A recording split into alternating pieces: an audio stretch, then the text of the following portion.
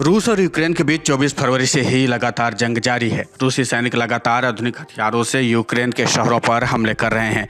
इस बीच रूसी सेना ने कहा है कि उसने यूक्रेन के पश्चिमी क्षेत्र लीव में एक डिपो को नष्ट करने के लिए बुधवार को लंबी दूरी की मिसाइलों का इस्तेमाल किया। यहाँ नाटो द्वारा आपूर्ति किए गए हथियारों के लिए गोला बारूद संग्रहित किए गए थे। पूर्वी शहर के गवर्नर ने स्वीकार किया कि रूसी सेना भीषण लड़ाई में आगे बढ़ रही है। वहीं रूसी सैनिकों से सामना करने के लिए अमेरिका और जर्मनी यूक्रेन को हथियार मुहैया करा रहे हैं। यूक्रेन के पूर्वी डोनबास क्षेत्र के हाल के हफ्तों में रूस के आक्रमण का केंद्र बन गया है।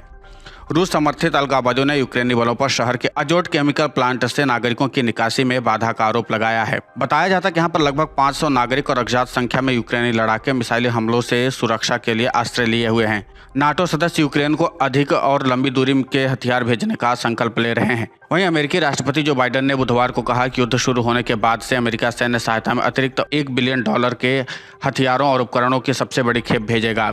सहायता में high mobility artillery rocket system के लिए एंटी-शिप मिसाइल लॉन्चर हॉवित्जर शामिल होंगे। वहीं जर्मनी यूक्रेन को 3 मल्टीपल लॉन्च रॉकेट सिस्टम प्रदान कर रहा है। यूक्रेन दुनिया के देशों से हथियार मुहैया कराने की लगातार अपील कर रहा है।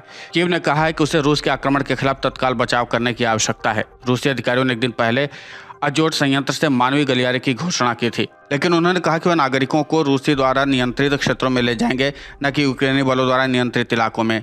लुहांस्क के यूक्रेनी गवर्नर सेरेही हेडाई ने कहा कि शहर में स्थिति बदतर होती जा रही है क्योंकि रूसी सेना के पास अधिकतर जनशक्ति और हथियार हैं।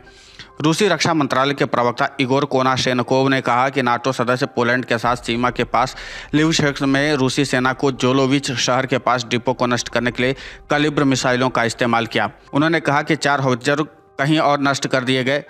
रूसी सैनिक पूर्वी यूक्रेन पर अपने अधिकांश हमलों पर केंद्रित करते हुए बड़े क्षेत्रों पर हमला करने की कोशिश कर रहे हैं। रूसी सेना हथियारों की अंतर्राष्ट्रीय आपूर्ति को बाधित करने और सैन्य बुनियादी ढांचों को नष्ट करने के लिए एडवांस्ड सटीक मिसाइलों का इस्तेमाल कर रही हैं। सिविल बेसिक स्ट्रक्चर पर भी बमबारी की जा रही है। हालांकि रूसी सैन्य अधिकारी ने दावा किया है कि वो केवल यूक्रेन के सैन्य सुविधाओं को टारगेट कर रहे हैं। फ्रांस के राष्ट्रपति इमैनुअल मैक्रों ने गुरुवार को कहा कि कीव के उपनगर में एक रूसी सेना द्वारा नरसंहार के बाद युद्ध अपराधों के संकेत हैं। Macro German chancellor Olaf Scholz, इतालवी पीएम मारियो दाग्री और रोमानिया के राष्ट्रपति क्लाउज इहोनिस के साथ यूक्रेन के इरपिन शहर में बात कर रहे थे। मैक्रो ने शहर को तबाह करने वाले हमलों की बर्बरता की निंदा की और इरपिन और अन्य कीव के क्षेत्रीय शहरों पर के निवासियों के साहस की प्रशंसा की, जिन्होंने रूसी सेना को राजधानी पर हमला करने से रोका। यूरोप के 4 नेता यूक्रेन के प्रति समर्थन व्यक्त करने के लिए कीव पहुंचे हैं। फ्रांस के राष्ट्रपति कार्यालय के मुताबिक Emmanuel Macron, Olaf Scholz, Mario Draghi ने यूक्रेन के अधिकारियों द्वारा मुहैया कराई गई एक विशेष ट्रेन में एक साथ कीव की यात्रा की।